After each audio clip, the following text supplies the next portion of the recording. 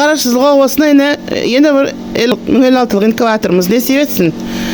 Assalamu alaikum hormatly izleyenler. Gece yarın biz Bezes Türkmenistan işimize devam. Yine de şular yalak 56'lık inkubatör Levap velayetinde köytünde.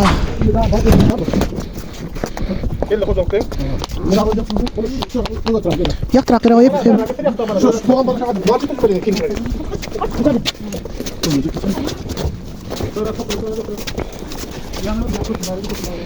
Toka yakın bir yere koyalı işte kızlar yağlı.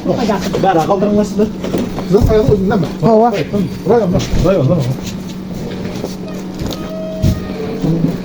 Sıkıntı var mı? Ayaklarım. Ağır çıktı. Kamışlar var. Niye?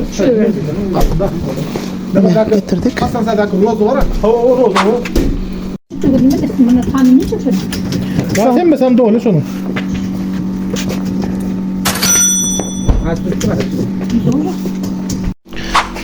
Cügünden 6 kilometre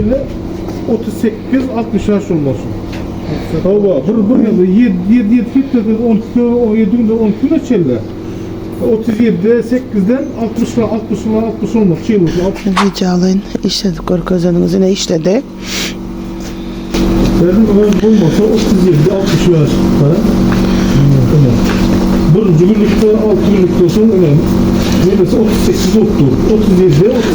37-38-60 yaş olmak. Köytün dağı değişli kaysı ovamız dedik.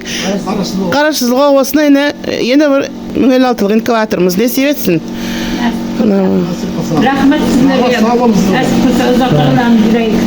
Aynen. Aydan nasıl nesip etsin.